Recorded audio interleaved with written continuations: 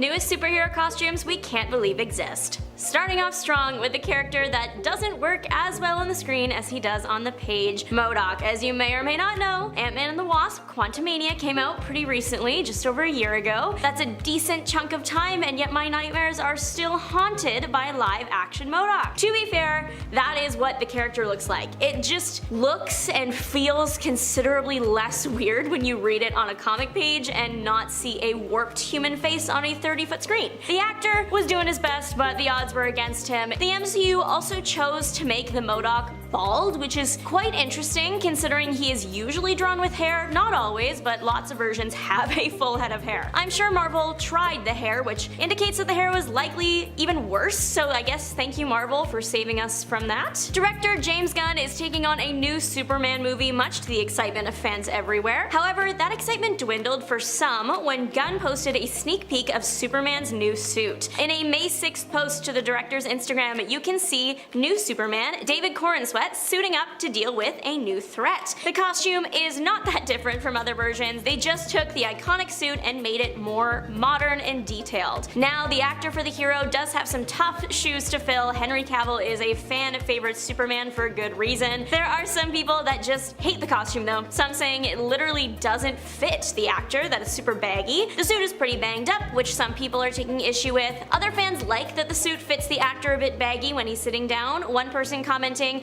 "Finally, a Superman who has a suit that doesn't look like body paint, love it." But the major change fans think they see, some people can't believe are back in a good way, are Superman's red trunks. I know this suit is controversial though, so let me know what you think in the comment section down below. I can't believe a space Spider-Man exists, but to be crystal clear, I love it. Star Spider is the hero. She debuted in April of this year in Edge of Spider-Verse Volume 4 Issue 3. Her civilian name is Persephone Parker and she is from Earth's 1978, but is currently living on a space station. She is a quantum engineering apprentice, so she is working up there, and also working as a spider hero. Her costume is pretty cool if I do say so myself. It's made up of nanobots that Persephone can communicate with. The bots are called the Sanitation, Planning, Integrated Defense and Engineering Robots, or Spider Robots. They move around Persephone's body to create a suit capable of keeping her safe while she fights in the vacuum of space. It keeps the basic design elements of a usual spider suit,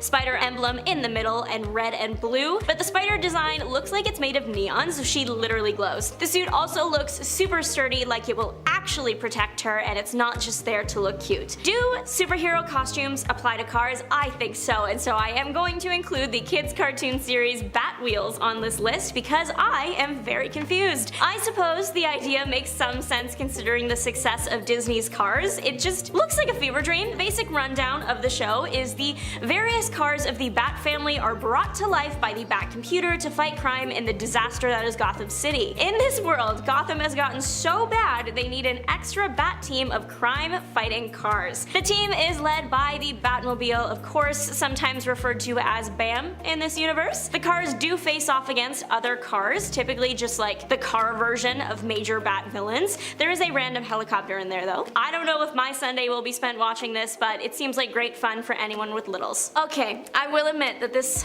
point is from about 7 years ago, but that's like nothing in Marvel time, and also it's so stupid I have to bring it up. Ben Reilly's mouth Spider-Man costume from 2017's Ben Reilly the Scarlet Spider series. Who did that? He looks like an emoji. There was lots of backlash when the mouth costume was teased, so much so that Marvel announced it would be changed by the 3rd issue. It was too late to change 1 and 2. Other than the mouth, the costume is great. Some fans even consider it to be their favorite Ben look. The mouth is just so silly though. I never expected to see a combination of Nightcrawler and Wolverine, but I am absolutely not upset about it. Wagnerin is her name, and her game has changed a few times. She was initially hired to off people and was a little evil in her heart until the Scream of Change was used on her, and then she turned into a good guy. She is literally Nightcrawler, Wolverine, DNAs mashed up together. Her look is a really good mix of both heroes. She has the red part of Nightcrawler's look and the weird feet. I know that Nightcrawler is not a human, but the 2 toes makes me uncomfortable, so you know what? I can't believe they're still using it. Wagnerin has the Wolverine claws and cowl. The most aggressive combination of the two characters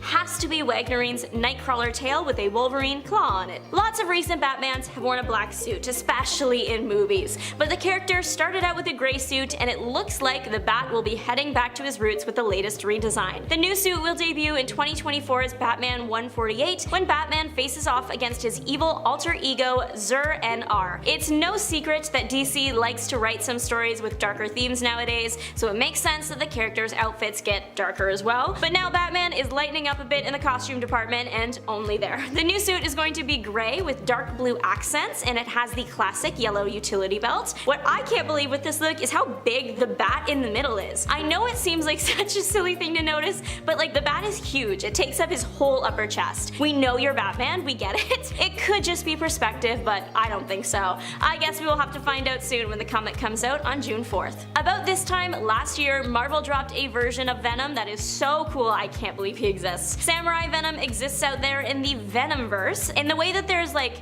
thousands of Spider-Mans in the Spider-Verse, there is just as many Venoms in the Venomverse. Takemoto Tatsuya became Samurai Venom when he picked up a black katana. It was infected with the symbiote Venom, of course. At first, Tatsuya resisted Venom because Venom can be a bit violent and uncontrollable, but after an encounter with the Scorpion, he is singing a very different tune. Sometimes Venom is the answer.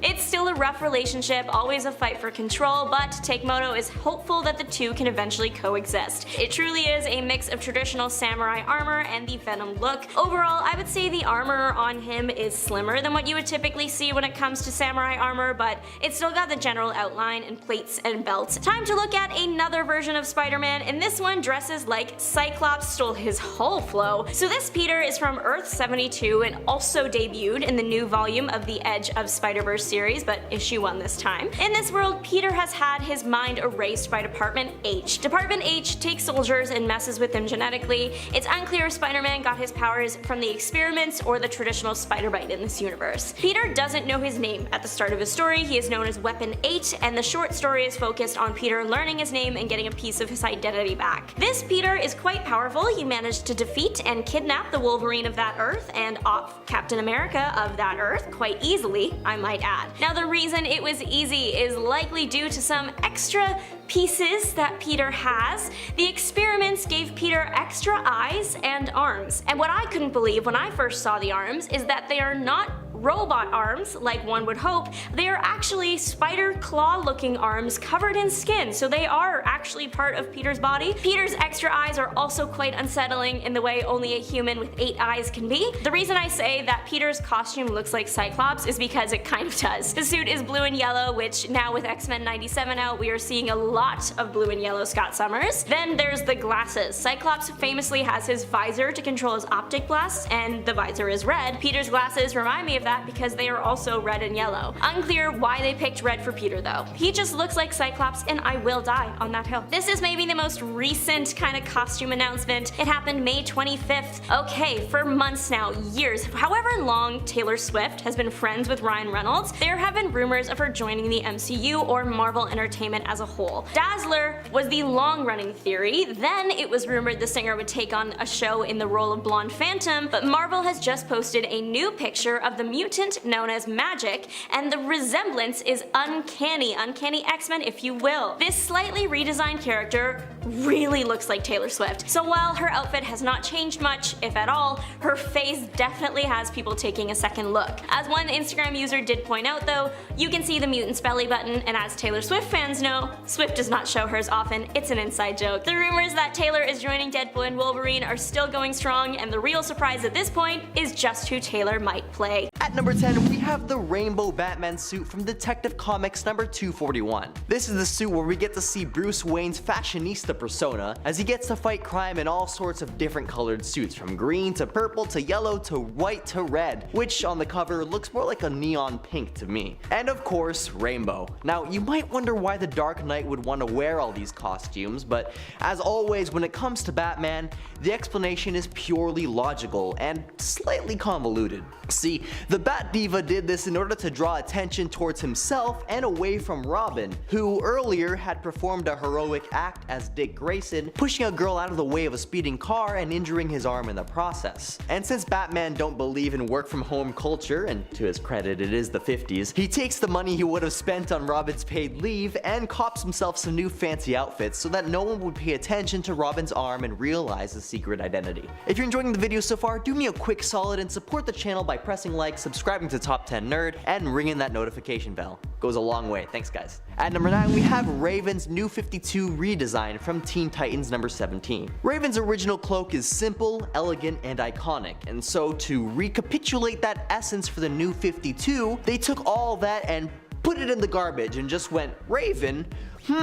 Needs feathers. Listen, I know she's supposed to be gloomy and mysterious and whatnot, but covering her face completely is stupid, and what they covered it with looks ridiculous. Not to mention the whole bird theme as a whole is severely uninspired. And also the knee pads. Why does she need freaking knee pads? Heck, if you're gonna take it that far, you might as well throw in some elbow pads, shin guards, and a jock strap for good measure. Morons. At number 8 we have Cyborg Spider-Man from Spider-Man number 21.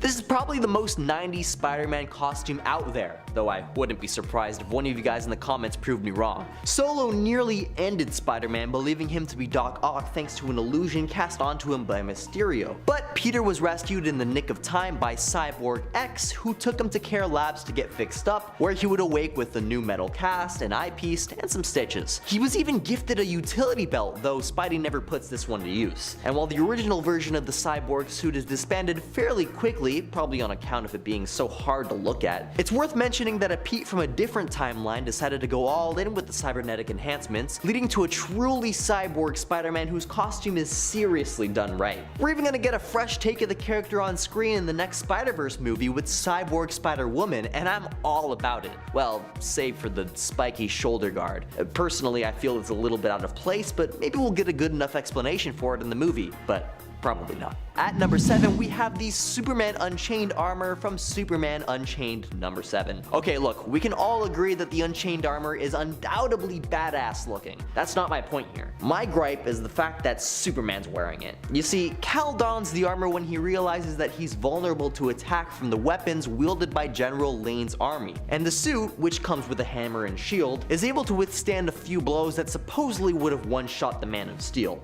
Okay then, so why does he need a shield? He is Superman after all. It's not like he needs anything other than his fists for combat. Or better yet, why doesn't he just ditch the suit altogether and just keep the shield, as it proves to be far more effective at sponging blows from Lane's weapons than the armor is. And don't even get me started on the hammer, which is literally only there to rip off Mjolnir. Not to mention how uncharacteristic and lazy it is of Superman just to put on thicker armor when a greater threat presents itself. Because it would have been much more satisfying to see Superman outwit his opponent instead of just out-tanking him.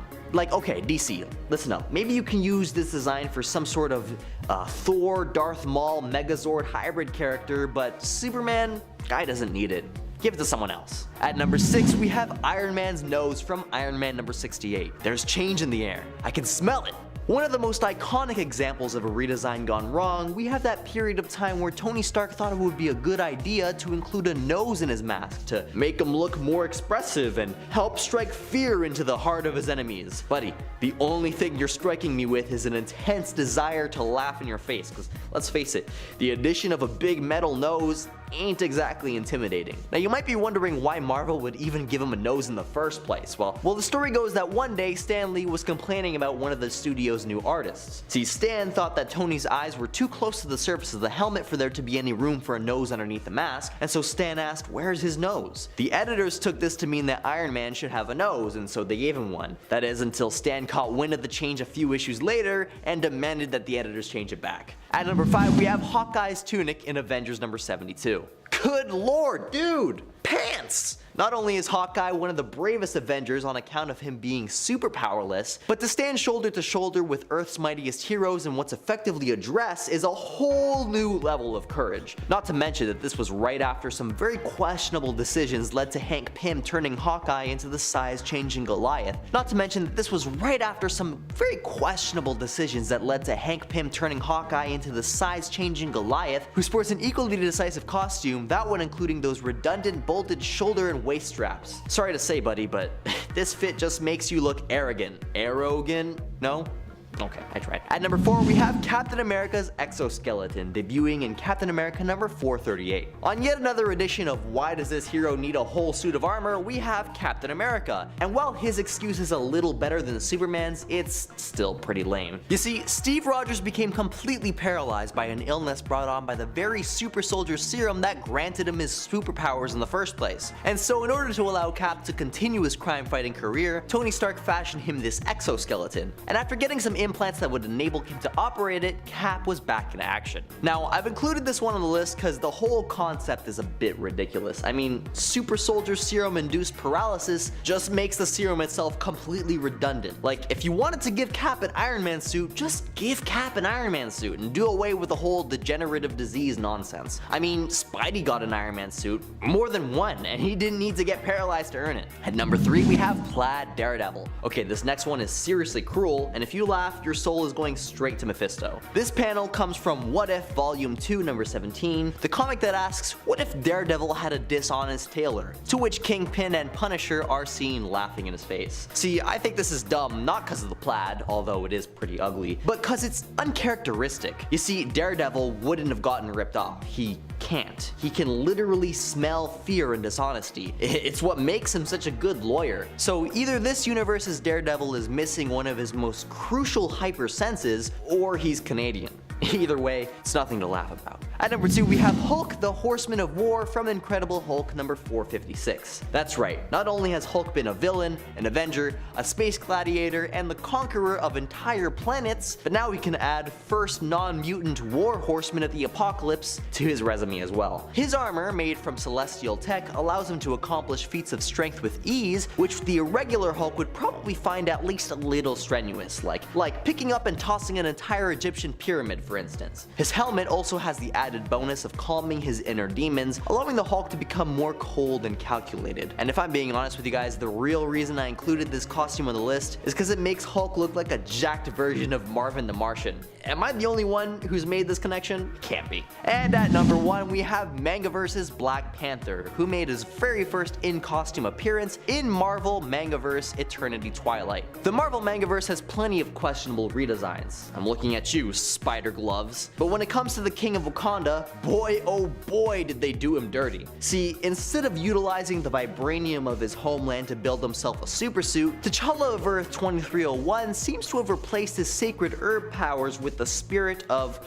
Kwamatha, transforming him into a furry. As if things weren't furry enough with Tigra around, who, after watching T'Challa transform, immediately gets the heart-shaped eyes for him anime style. Okay, look, maybe I wouldn't have so much hate for the suit if there was a suit to begin with, as the king's suggestively shaped loincloth leaves very little to the imagination, and the bat ears. Ugh, why is he the only anthropomorph with hyper-realistic ears? Now, if you made it this far without gouging your own eyeballs out, then give this video some love. And hey, if there's a dumb costume you know of that I left out here, feel free to let me know down in the comments, and I'll be sure to include your suggestion in the next iteration of this list. 3 months ago, Marvel dropped a brand new villain. His name is the Planter. He debuted in Miss Marvel Mutant Menace 1. The Planter looks a little bit like the mascot for Green Giant Green Beans, but I think that might just be because of the leaves and green skin. The Planter is a mutant on Earth 616, and he takes on the qualities of any plant he's ever touched. He touches a rose, for example, he would grow thorns. The Planter decides to use his mutant abilities to rob jewelry stores across Jersey City. As he is leaving one store, he states that his robberies are a victimless crime because jewelry stores have insurance. Anyways, you know helicopter seeds? As the Planter is making his escape, he grows a huge helicopter seed on his back to fly out of there. It looks ridiculous, but it works. It's hinted that the Planter has the potential to join the good side, but the comic is still coming out, so we will have to wait and see. I didn't know I needed punk aesthetic lizard in my life until now. February's Spider-Punk Arms Race gave us the gift of Punk Lizard. Of all the characters I would have guessed to be into music and end up dressing like a rock star, Lizard wouldn't have even made the top 10, yet here we are. The Lizard of Earth 138 is in a band of reptiles. Their band is working to get a record deal, but it's tough. They are willing to do anything to get it though. Vulture preys on this and tells the Lizard band that if they could mess up the Spider band, they would get a record deal. The Lizards head off to do just that, only they end up getting kicked kicked to the curb by our spider heroes. Lizard here wears a black leather jacket and he has spiky black hair on his head, and it kinda looks like a mohawk, which is absolutely iconic.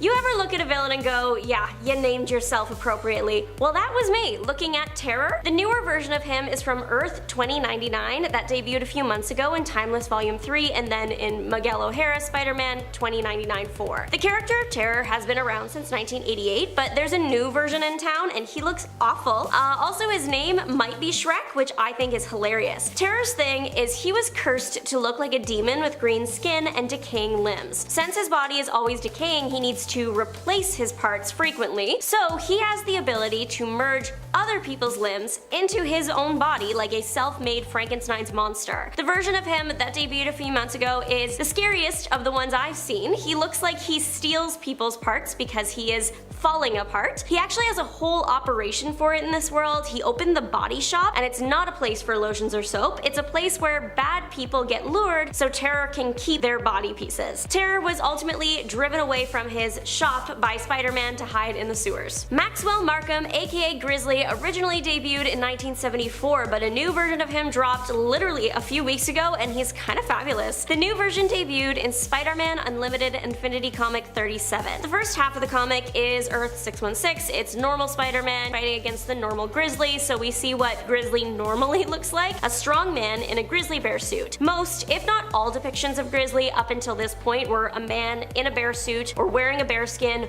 or fur in some way. The new Grizzly is a different kind of bear. He is still a strong guy, and I'm sure he still wears that grizzly bear suit every once in a while, but on Earth 71,490, he is not just a criminal, he is the criminal, New York's kingpin of crime. Not much is known about him considering he literally just dropped on like May 14th, but we can assume his story is similar to his 616 counterpart. He's shown in his human look with what I'm assuming are some adamantium or gold claws, which makes sense, but he also has presumably the same metal as a beard. I mean, he probably wears it because his like jaw was busted or something, but I like to think that he just chose to make himself a beard out of some of the most rare metals on Earth strictly for the aesthetic. You've heard of the Sinister Six, well get ready for the Sinister Six. They are the same but different and also scarier. Already, the idea of going up against 6 of your worst enemies at once sounds awful, but it can get worse. The Sinister Six exist on Earth 9349. This universe has a lot of cybernetic implants going on. They are super popular. The Spider-Man of this Earth has them, but unfortunately, so do the Sinister Six. That's why they are called the Sinister Six. So now you have all these villains that were already hard to subdue when they were normal, tricked out with cybernetic implants that make it even harder to take them down. In the comics, Spider-Man says he got his implants because he had some really bad injuries, but it's also implied that the villains were getting the implants first, which probably made it next to impossible for Spidey to win in a fight against them. Even though the villains are a bigger problem now than ever before, they also look cooler now than they ever did before. I know, I can't believe it either. On this upgraded villain squad, we have Electro, the Living Circuit, Cyber Goblin, Silicon Man, who is Sandman, Mysterio, but it's spelled Mystery Zero, Steel Vulture, and Dr. Octoplex. For the most part, everyone looks like just like a robot cosplay of themselves. The only outliers are Mysterio and Doc Ock. Mysterio is just his crystal ball head with some disturbing little tentacles, and pretty much the same goes for Doc Ock, half his torso and his head and all those tentacles. Spider-Man's cybernetic implants ended up being the only reason he made it out alive from the fight with all these guys. When he got the implants, he also received an operating system named Webby. Spider-Man is trapped by the villains and seconds away from death when suddenly all the villains' cybernetics stop working. Turns out Webby was able to hack them and shut them down, leaving an opening for Spider-Man to get away. So far, the Sinister Six have only appeared in March of 2024's Edge of Spider-Verse Volume 4, but hopefully we'll revisit them again soon. You've heard of millionaires, you've heard of billionaires, get ready for Killionaire, the teen influencer out to ruin your life. Killionaire's power is money, which is not a power to be underestimated. He hires Taskmaster to create a suit for himself with all the powers of all the Avengers. Unfortunately, Taskmaster was only able to build a little toy with the powers of all the Avengers. Still, that soldier was destructive. Killionaire took it on a walk downtown and filmed the toy destroying pretty much everything in its path, like billboards and screens and cars. Spider-Boy is the one to fight the little toy, eventually convincing it to be a good guy instead, and Killionaire is left with nothing but potential juvie sentence. Killionaire looks like a purple and gold version of Vector from Despicable Me. His haircut is definitely a choice and not one I would have made. if I was a super rich kid. Also, the combo of the skinny glasses, turtleneck, gold slim jacket, and massive gold chain K, it's too much for me, I'm sorry, but it's giving Vector. Like father, like daughter, the Ringmaster's daughter has stepped into his shoes and put on his hat. The Ringmaster look was goofy on her dad, and I'm sorry, but it looks a little bit goofy on the Ring Mistress too. Thankfully, that is probably the point considering it's the circus. The Ring Mistress wanted to make herself into a respectable villain, so she put on her dad's hypnotism top hat and gathered up a team to create her own version of the Circus of Crime. Her colors are green and purple, like her dad, so green coat covered in black stars with matching boots, and then a purple jumpsuit and top hat. The top hat has one of those black and white swirls on it because it's used to hypnotize. This 2024 version of the Crime Circus had a major debut crime planned. They were going to attempt to rob everyone at a fair by making the Ferris wheel into a giant hypnosis device. Did it work? No, of course not. Doctor Strange put a stop to it. The other members of the new Circus of Crime were Jim Nasty, Stefano Stiletto, and Chief Beef. Who knew adding a 0 to the end of 616 would result in the most disturbing Marvel universe ever created? Earth 6160 is the Earth currently being featured in Ultimate X-Men Volume 2. It's the universe that the Maker used time travel to create his perfect world and prevent anybody from becoming a superhero. In this world, we are introduced to this shadow that is like terrorizing this little girl. The shadow's design might be simple, but it is unbelievably unsettling. I think the shadow is also like a real human man too, and he just looks like a guy in that sense. It's the abstract entity side of Shadow that gives me the creeps. It's like this black, scratchy line blob thing with veins and red misshapen eyes. I don't like it. I don't like it. The comics are still coming out. The character debuted in March of this year, so we have to wait and see where the Shadow ends up. Is Venom a hero? Is Venom a villain? It really depends, but Clown Venom did ruin a kid's birthday party, so I think we know what category that puts him in. Cloud Venom debuted in August of last year in Edge of Venomverse Unlimited Infinity Comic 8. The clown was a regular birthday entertainer that happened to be bonded to a symbiote. The kids at the party were being really annoying, and that caused the clown to get so frustrated he accidentally let his sim loose. This caused pretty much every child to run for their mom. Carnage eventually showed up to make everything worse and take out Clown Venom. Clown Venom used a variety of silly tactics to confuse and I guess fight Carnage, like turning his tentacles into balloon animals and making himself a piñata. Unfortunately, Carnage did win, and the clown's noggin ended up as a birthday present. The Venom clown is allegedly supposed to be a parody of Pennywise, and though it was pretty ridiculous, it was also pretty fun. We now have a new demigod villain who is drenched in the sweat of Theseus and has an enchanted bag that blows air. I wish I was kidding, but I'm not. Zip Zephyr debuted in February of this year in Miles Morales' Spider-Man 17. Miles, Miss Marvel, and Shift were fighting this guy in Brooklyn, and I think he was just there to cause problems. Like, we get thrown into the middle of the fight pretty much, so it's unclear why Zip is causing all these problems. Zip is presumably from ancient Greece or is Greek because he says he bathed in the sweat of Theseus, which made him really slippery. Because he is slippery, he moves really fast because he's literally slipping through the wind, and also spiderwebs, they don't stick to him. The other thing Zip has going for him is his bag. It blows air, powerful bursts of air. I think Miles best summed up everyone's feelings about this when he said, "A bag of wind? What is even going on right now?" Zip gets KO'd by Shift and presumably arrested. No amount of Theseus' sweat is going to help him slip out of that one. Not all costumes can be winners, especially when they are competing with a classic like Spider-Man's red and blue or Spider-Man's black and red. But which are the worst? While Spider Armor MK1 might look a lot better today in its modern iteration, initially when it debuted in Web of Spider-Man issue number 100, it looked honestly pretty goofy. It's giving tinfoil vibes to me. Tinfoil armor, which might actually be what it's made out of, at least in part, as Spider-Man refers to it being made out of a material that is known as being pseudo-metallic, which sounds like it's not really made out of any true steel or like any other real metal. Pseudo means imitation, basically, something that's not genuine, and metallic just means resembling metal, so I'm not surprised this suit was initially shattered in its first incarnation. Rest in peace, pseudo-metallic aka tinfoil suit. Pretty sure it's tinfoil. Pretty sure. What is happening with some of these suits in Spider-Man 2? I really want to like the hair poking out here, and honestly I do love that Miles' hair is dyed red for this look, but at the same time, why does it look like the suit is just perfectly cut and molded still. Like, it looks like someone went in Photoshop, right? And they had the full mask, they had the full head. They literally removed the top of the mask, the top of his head. The lines are just too sharp, and the mask does not look like it is properly formed to his head. It literally looks like he's wearing Lego hair a little bit. But aside from the hair rant, which, let's be honest, that's most of my point here, and I'm gonna talk about it probably again, to be honest with you.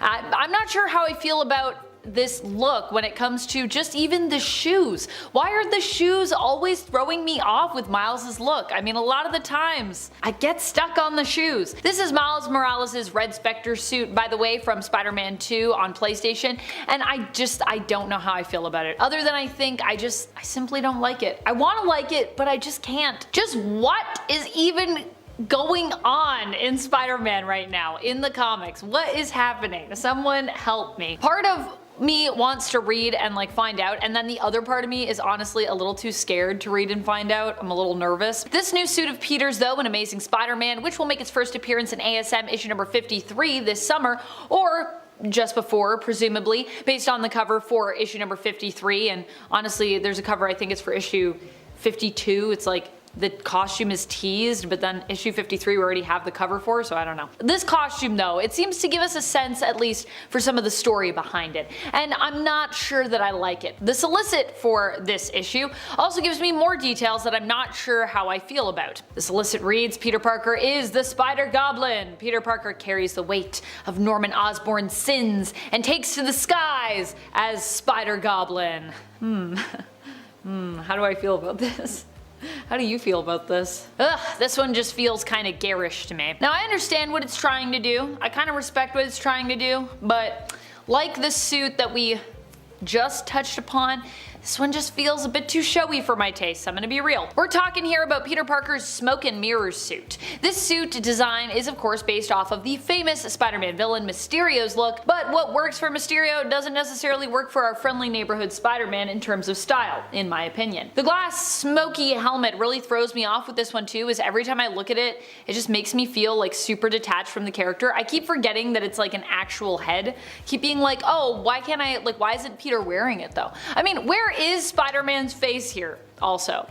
Even with him being in it, how does he see? Style 1, in terms of color, being mainly white with sort of black and gold accents, just makes me straight up think of the White Ranger from Power Rangers. Now granted, I like Power Rangers, okay? But I don't need to be reminded of the Power Rangers when I'm playing a Spider-Man game. To me that feels kind of weird. I will say the problems this suit has are kind of the opposite of the next one on our list though, which is gonna go in a bad way in a totally different direction. This suit being inspired by the Miles Morales The End comic doesn't make it any better in my opinion. It works better in the comic in terms of what it represents, but on its own it isn't really cool enough to spark love for this look just deep within myself on style alone. The End comics are basically multiversal and hypothetical ending stories for our heroes if you've had not gotten into them before. Some of these stories are good, some of them are bad, and some of them are just like kinda meh. For me, Miles' The End was just kinda meh. This look also evokes a similar vibe for me. It's kinda meh. In the comic, at least we get to see an older Miles don the suit, but even then, it's just a pretty basic look. Camo pants over Miles' black and red spider suit with black and red matching boots and a hooded leather jacket. I just wish there was a bit more to it, as it feels like a little too casual for my tastes. But I don't know, maybe when you get older, you're like, time to get more casual in my superhero attire. Simply put, there are too many lines for me when it comes to this suit and its look. It's just a lot of a lot. We're talking here about the Secret War Spider-Man suit that appears in the Spider-Man 2 PlayStation game. Now I do like the colors, the blue and black anyways, but I'm not sure how I feel about those red lines though even, like, I don't know. One of the few suits from Miles where everyone else's issues with it is not my issue with it. When it comes to the Evolved suit from Spider-Man 2 for PlayStation, a lot of people out there take issue with the branded Adidas sneakers. Now a lot of people were not happy with these, feeling that Miles' appearance and sweet kicks in the game were made to target a teenage audience, and that offended people. for some reason. Something many fans felt didn't really exist for these games, I guess. They were like, there is no teen audience, how dare they? And they thought therefore it was silly. Although to be honest, I know people of all ages who love Spider-Man. I think that his shoe choice is actually less about targeting teens, in my opinion, and it's just more about reflecting kind of like Miles' style. And while normally I'm not a fan of a superhero sneaker look, even with Miles, I think in this case, Miles actually pulls it off with this suit. Now my issue here though is once again, the hair poking out of the top. Like I said, I don't mind the hair itself. I actually think that's a cool style choice, but just the way it looks, like there's something off about the way they did it. It looks like the top of the mask was clean cut away and is like stiff.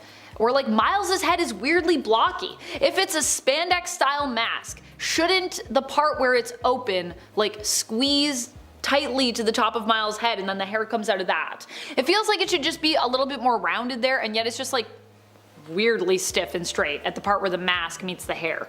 I don't like that. I've talked about this next look before on the channel, and of course, as it was a look created to coincide with and celebrate Miles' 10th anniversary as a character, it appears also in the Spider-Man 2 PlayStation game. As I've said before, and I'll say it again, I'm not a big fan of this look. Chiefly, I think it's like the super tight fitting leggings with just the big oversized hoodie. It's a vibe, but it's just not one that I'm feeling for Miles. Maybe on another character I might like this better, but it just feels like it doesn't really fit here. Aside from that, I'm also just not a big fan of the chonky kind of sneakers and like the long neck of the hoodie, which zips up to cover the lower half of Miles's already masked face. I don't know, it rubs me the wrong way. Why are team-up comics always the ones with weird outfits for Spider-Man? It's like he teams up and he needs to get a suit to match that comic, to match that team-up. In this case, actually, that is exactly what seems to be happening with Spider-Man's Cyborg suit, which first appeared in Spider-Man issue number 21.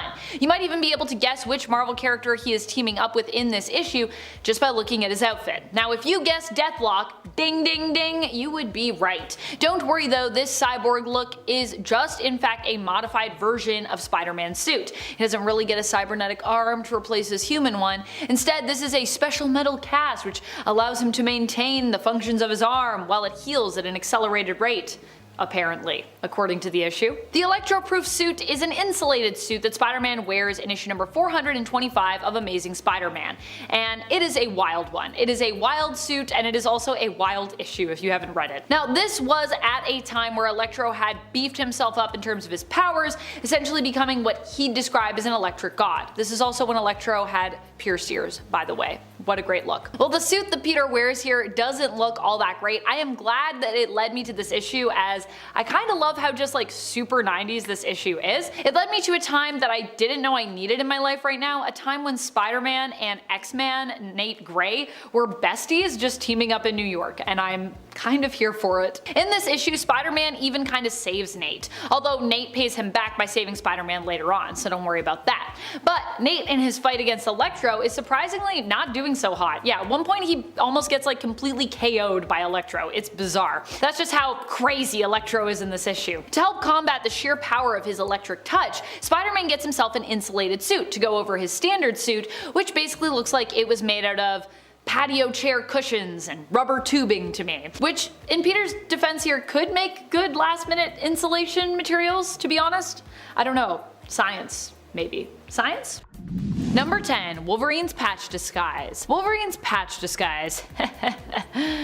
Okay, bub. So you know I'm a big Wolverine fan, and if you follow me elsewhere on the interwebs, you may also know I'm a big Patch fan. However, even I, a major fan, can acknowledge how ridiculous this look and disguise is. While the Gambit miniseries we got recently did help to justify Gambit's kind of weird costume choices, the Patch miniseries definitely did not do that. Although that miniseries, written by Wolverine writing legend Larry Hama, which takes us back in time for an untold tale from the Patch era, is still amazing, and you should definitely check it out. The funny thing is how even in the comics, the other characters who interact with Patch and Madripoor eventually fess up to the fact that they pretty much always knew Patch was Wolverine, admitting that his attempt at a disguise is as ridiculous and dumb as we all thought it was. Still, I do love the Patch look, so this is more me pointing out how silly it is, as opposed to dumb in like a bad way. This is actually a lovably dumb superhero suit, I would say. And friends, before we move on to our next spot on this list. If you love what we do here at Top 10 Nerd, why not show us you love us by clicking that like button.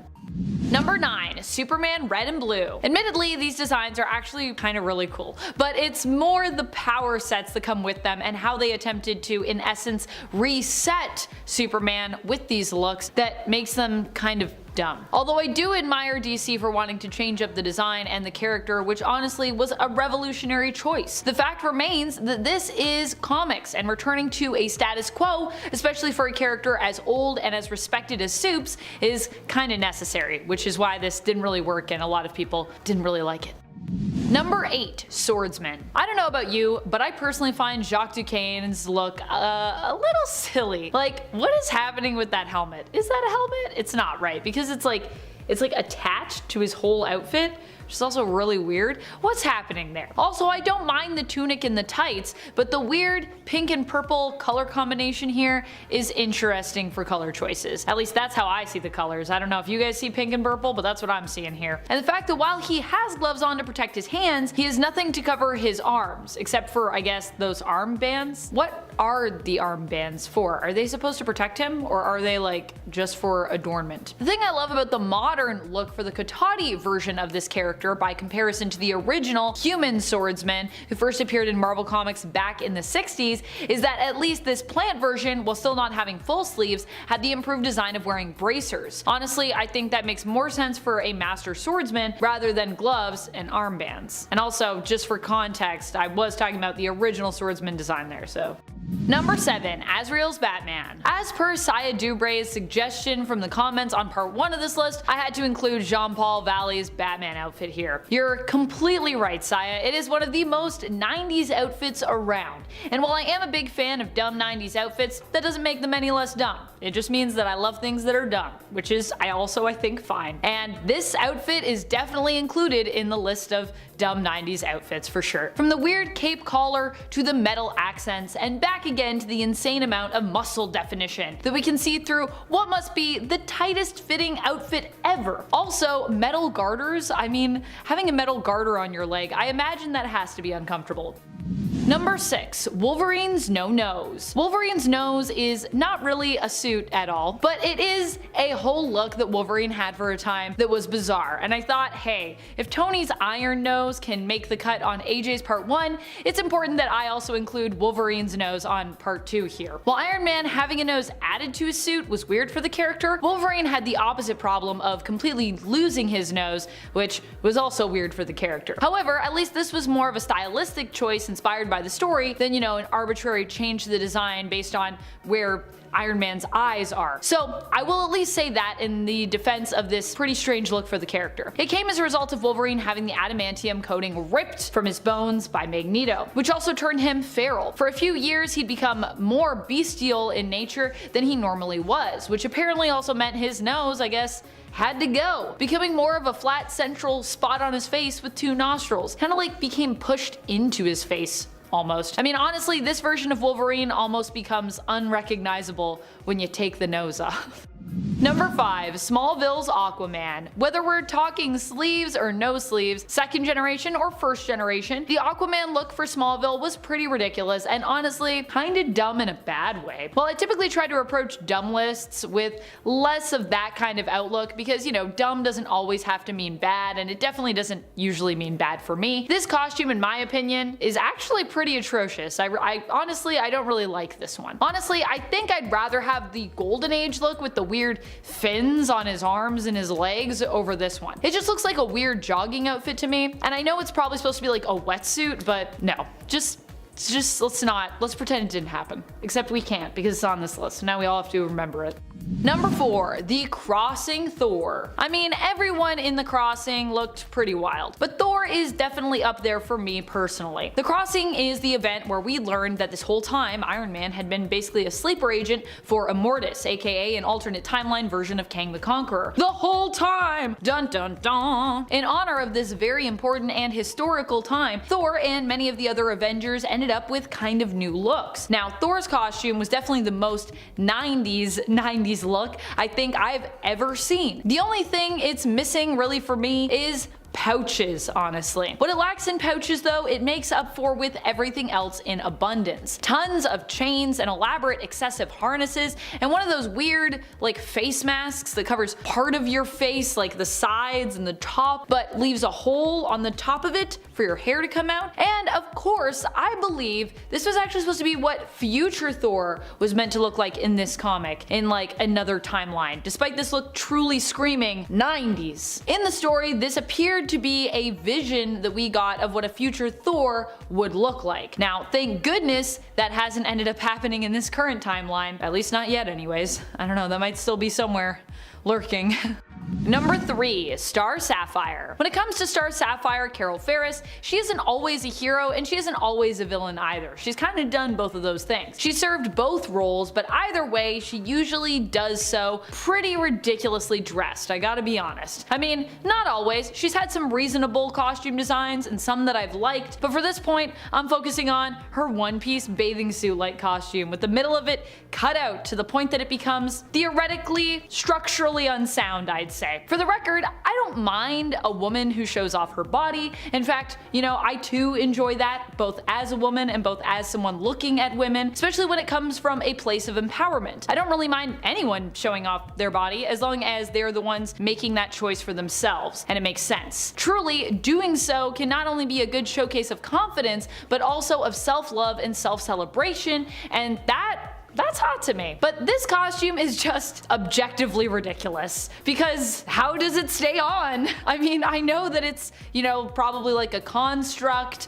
likely created by Carol, so we can explain it away with what is basically like kind of cosmic magic. But imagine cosplaying this look. Imagine it. Just imagine you wearing this costume, and how does that work? Without added invisible straps or literal glue or tape, it becomes impossible. And for that reason, I have to call it dumb, because logically, in our world at least, where sadly there are no green or violet lanterns, it simply doesn't work as it appears. Also, I have only ever seen people successfully cosplay this look with invisible straps. Glue would likely damage your outfit, and honestly, it's really hard on your skin, I know, because I've worn it under costumes before, and tape would probably sweat off unless it was really cold out. And I know because I'm not a super sweaty person, and I've also worn tape before and experienced that, which, you know, if you have to wear it in the cold too, you'd be really cold in this look. So really the only option is invisible straps, which clearly Carol doesn't need somehow in the comics, as she's never drawn with them. Unless maybe she is, but they're invisible so we don't see them. Even invisible straps, you usually see them, so just makes no sense.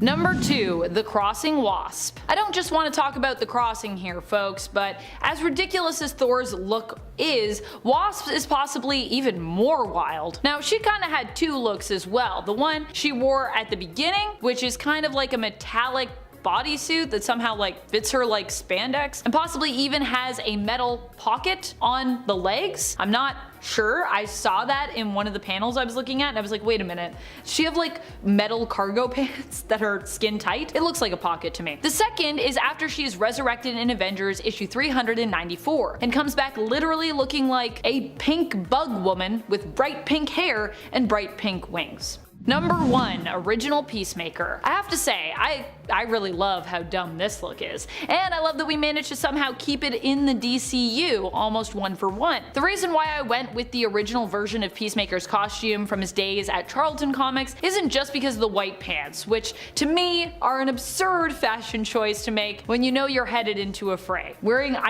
white pants in general for me is like a huge thing. I'm a messy person in my day-to-day, so I can't imagine getting into a fight with white pants on. But the other thing that I really think is strange about this, that really gets me, is the weird giant helmet. It looks like there's like a thick doorway sitting on top of Peacemaker's head. Number 10, Spider-Man's 2021 hoodie suit. Spider-Man's 2021 hoodie costume is definitely an odd one. Now, I'm not gonna lie, this one didn't bother me myself too much. There are parts of it I actually kind of like. I actually really like his shoes, but I do know people who pretty passionately felt that this look is ridiculous. And I'm including it because I value the specific person's opinion who actually even mentioned that to me, and I think they made a fair point for why it was so silly, so I'm going to indulge. The Spider-Man we are talking about here is of course Miles Morales, and the look we're talking about is the one he donned before this current look that he's in right now, which is kind of a return to more of his classic look. I like to call this specific look though his hoodie costume, although to be fair that's a little confusing because he has another hoodie costume, but anyways, hoodie 2021. It basically looks like he's wearing a hoodie with leggings and of course sweet kicks. Of course I will say this costume looks super comfy, which for me makes more sense than some of the other things that superheroes are known for wearing, but it also greatly deviates from his normally sleek design, which is I think what was missing for most who weren't fans of this look. While it is a bit goofy looking, especially with the leggings, which I gotta say I kind of agree, kinda wish he had looser pants to kind of match his hoodie,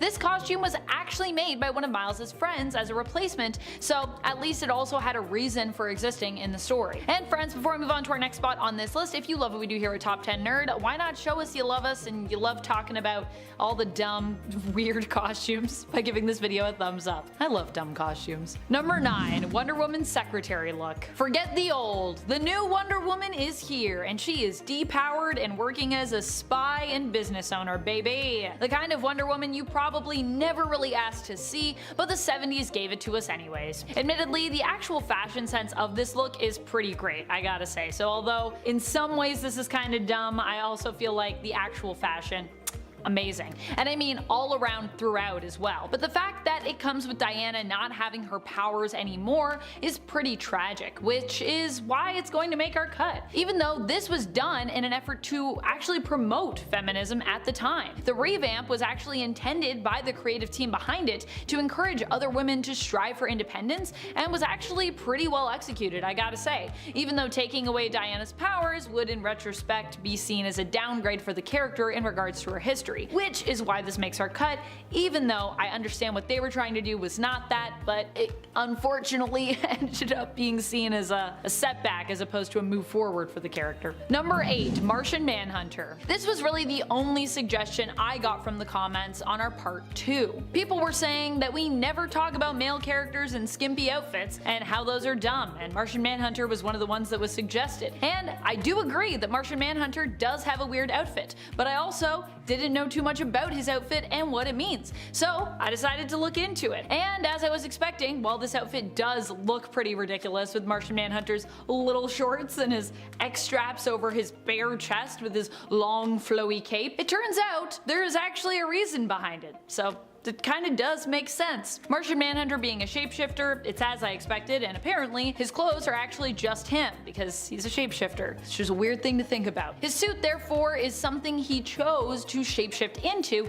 and it seems to be inspired by the heroes around him. Martian Manhunter in his normal form actually looks more alien even than we know him to look, and is a little bit more spiky. And so his appearance on Earth is actually him trying to stay true to his Martian heritage, while still shifting his appearance somewhat to look more humanoid, so he'll be more accepted, and he makes himself look like he's wearing clothes that he feels makes him look heroic, as that's what he wants to be. He wants to be a hero. So if you think Martian Manhunter dresses weird, it's really kind of a reflection of how Martian Manhunter sees most male superhero costumes and just superhero costumes in general, and maybe the way that we see them. In fact, I definitely see inspiration in his look from another alien superhero, Superman. You know, with his green skin and his little booty shorts, which sometimes are like little briefs. It's kind of got a Superman vibe to it a little bit. Number 7. Susan Storm's cutout suit. Oh boy. This is a 90s classic in some of the worst ways, I think I can safely say. Now, I love a woman in a sexy costume, but this one is a lot, even for me. And what's worse, they made it narratively so that Sue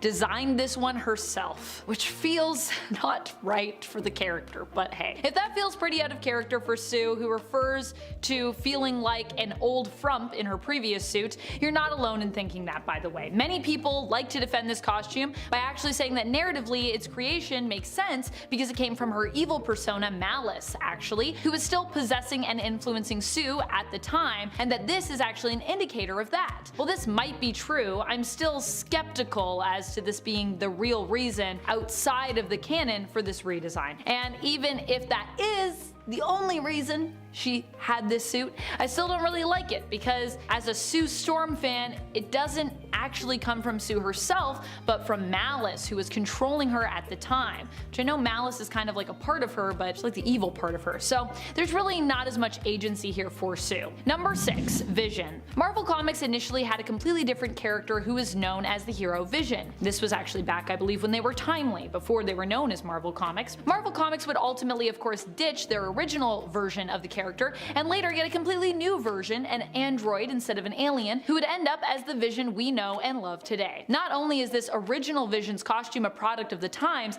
that insanely thick gold belt that he's wearing, but if you consider Martian Manhunter's costume to be ridiculous, Vision likely inspired that look, having a similar origin and a similar appearance initially, and appearing 15 years earlier in the comics in 1940, whereas Martian Manhunter, I believe, first appeared in 1955, so yeah. Number 5, Mangaverse Black Cat. Mangaverse Black Cat has a pretty wild look. To be fair to the universe, this one fits, I would say, in regards to, you know, a manga look, but boy oh boy is it strange when you think of Black Cat's standard look over on Earth 616. I mean, Black Cat has always been a sexy character, as many are in comics, but she doesn't usually have quite a deep V-neck. I'm not sure how exactly this suit also really functions. It must be made of some very firm material or like glued into place for it to stay on. Also missing are the tufts of white fur we're used to seeing Felicia wear, which I actually do miss. I really like those. I still feel like those could have been incorporated in some way in this look, but I guess they wanted to move away from having this version of the character look too similar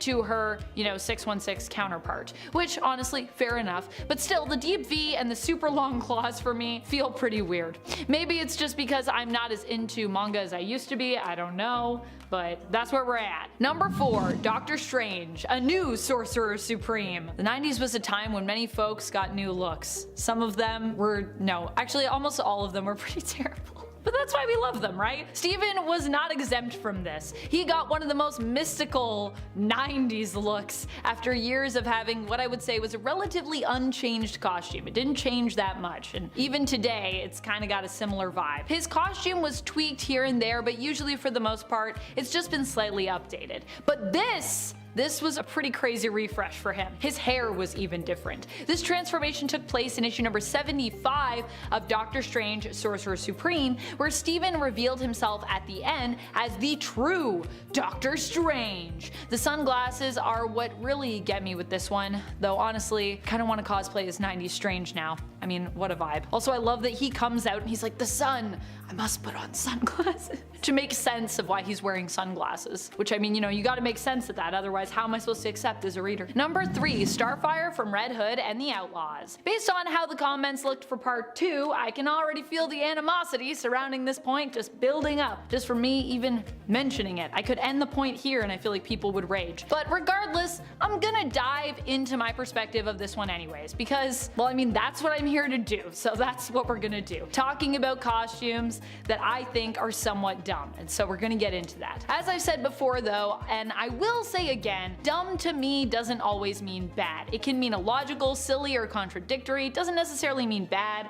I love a lot of bad costumes myself, so they're not bad, they're just, I don't know, on paper good. Does that make sense? Well, I don't actually mind the design. I do think this look for Starfire was a bit much. I do think Starfire makes sense wearing less based on her energy absorption abilities. However, that being said, her first costume was basically just like a one-piece swimsuit with some cutouts. This is like not even a bikini level of coverage. It's like a bikini bottoms with cutouts with like a collar shoulder thing and pasties. And I mean, it's definitely an homage to that original look, but they undressed it even more for like really no reason. Add in the fact that Starfire was also an amnesiac at the beginning of this run, and I feel like we could have done better by Corey here. It would actually be less ridiculous to me if Corey was the one to have chosen this with all her memories attached. Then it would actually have some agency. This was kind of just a weird time in general for her character. Also, because it bears repeating, apparently, I am not critiquing the outfit because it is sexy. It's more the issue of how extreme it is and what was going on for Starfire in the story when she wore this look. I like sexy costumes. I like characters who wear sexy costumes. That's all fine with me. Number 2, Superman's t-shirt and jeans look. I mean,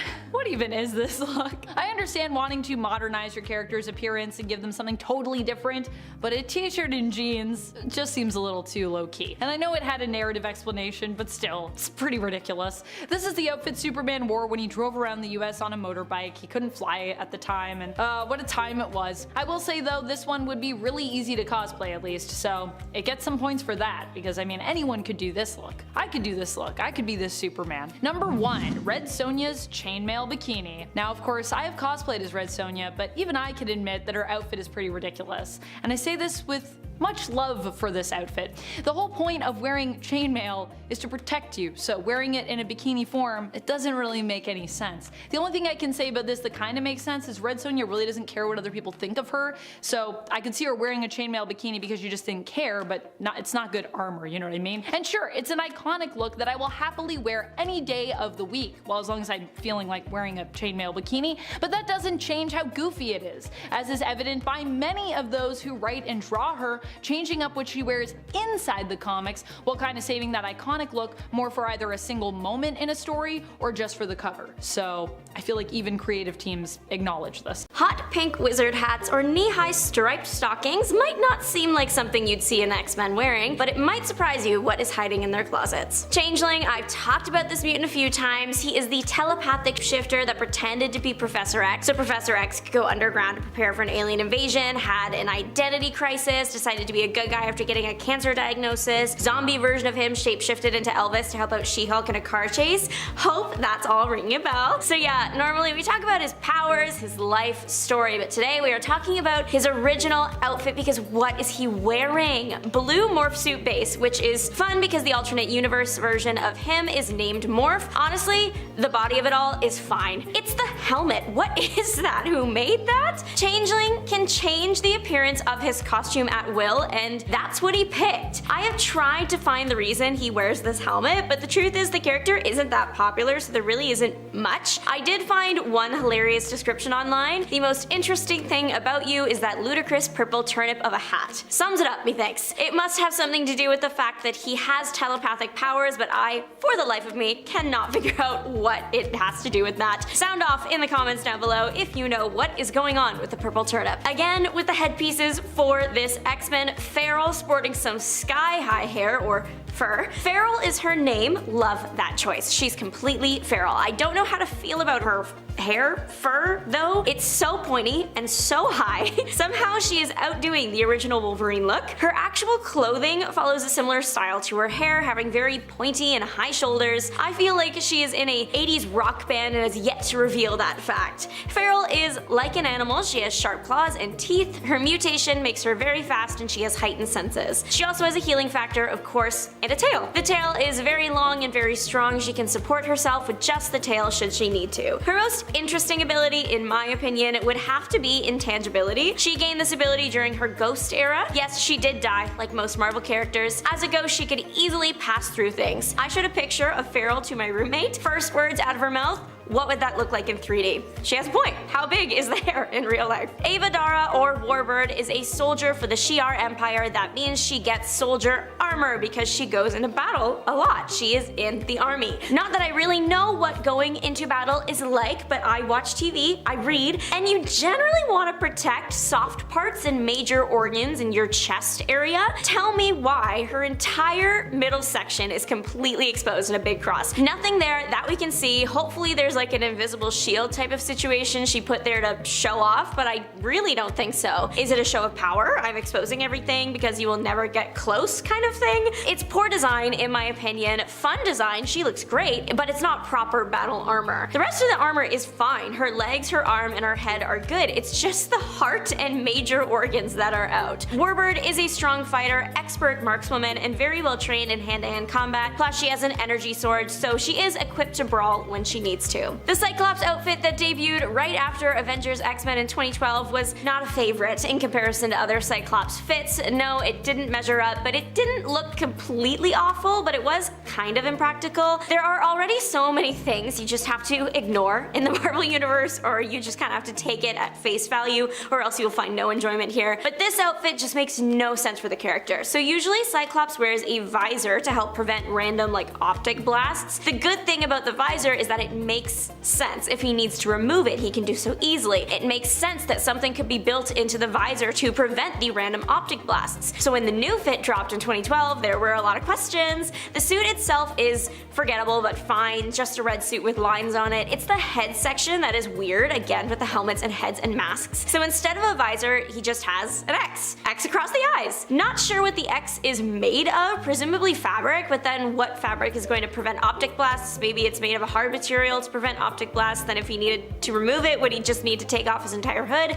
Questions everywhere. This one loses points simply for being unrealistic to the universe, which is hard to achieve. Magneto has had a number of outfits over the year, and I have put this one in the middle because I can't decide if I hate it. In 2021, Marvel released a bunch of character designs for the Hellfire Gala. It was the Met Gala for mutants basically, so everyone is turning up in exaggerated versions of their usual outfits or something representing their powers. Some people hit it out of the park. Emma Frost, Colossus, Sunfire are some of my personal favorites. Magneto's is giving. We can't deny that he put his all into his outfit. He's like an Elton John steampunk Magneto. There are aspects I really like. His gold cane is his helmet, and the suit is fun. It has lots of intricate designs and a rose pinned to the collar. Most of my problem, my side eye, is directed at the top hat. I don't think I've seen someone wear a top hat well since like 1900 or a magician. Yeah, I just can't decide if he looks majestic or too over the top. Let me know what you think. Nightcrawler slays right now. He's got a good look going for him. His look in the 90s Excalibur era, not a fan favorite, and it's not hard to see why. Nightcrawler now is like this cool guy. Sure, can his red neck cape be drawn a little extreme? Yes, but he makes it look cool. Unfortunately, I can't say the same for his 90s choice of fashion. Lots of characters got bold redesigns in the 90s, some worked, some didn't.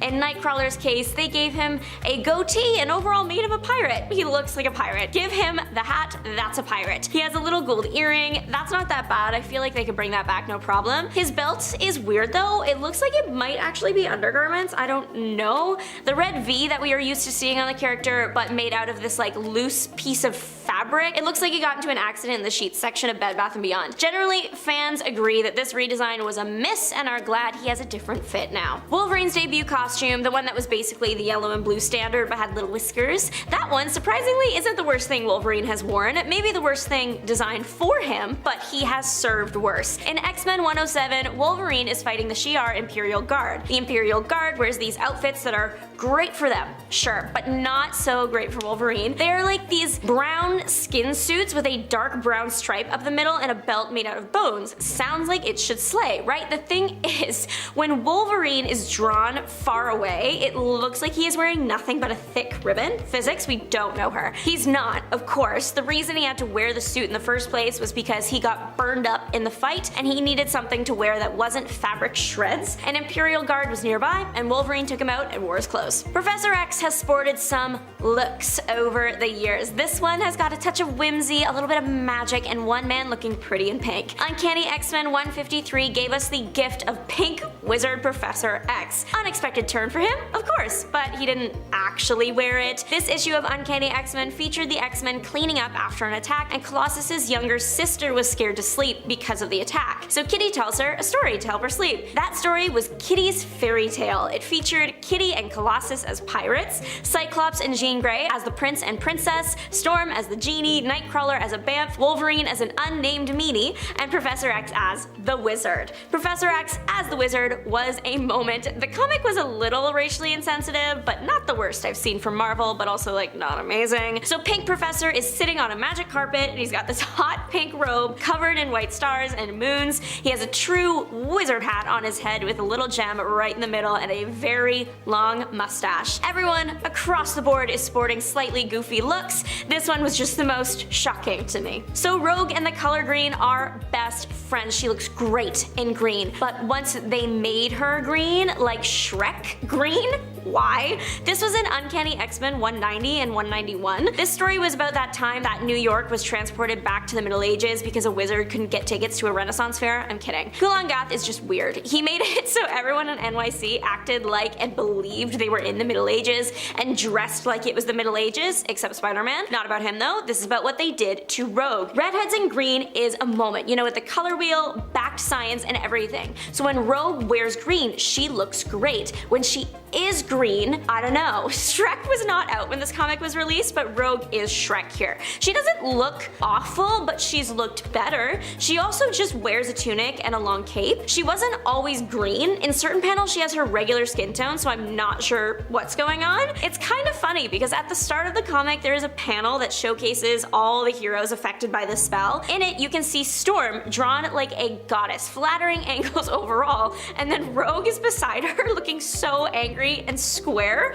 What did they do to my girl? Uncanny X-Men 149 and Kitty Pryde, match made not in heaven. It is sweet how the costume from this issue came to be. Kitty is young, she wants to express herself, right? So she decided that the X-Men costume given to her was positively antique, so she decided to make herself a new one. This comic came out in the 80s, so I think you can guess how this teenage girl designed an 80s superhero costume and how it turned out. Lots of colors that don't go together and some stars. She also added some rollerblades to the mix, a nod to Dazzler, who Kitty is a fan of. They are a fun touch. Now instead of the flare coming from her ability to walk through walls, she can rollerblade through them. She's got these purple, white, and blue high sock stocking things, and I think a gold base suit. On top of that, she's wearing green shorts, a purple X-Men belt, orange gloves, purple mask, and a red tank top with blue lightning stripes on it. The gloves also have blue stars on them. I was not a teen girl in the 80s personally, so I'm not sure if this was like the dream fit. If you were a teen girl in the 80s, please sound off in the comments. Let me know if you would wear this to the roller rink.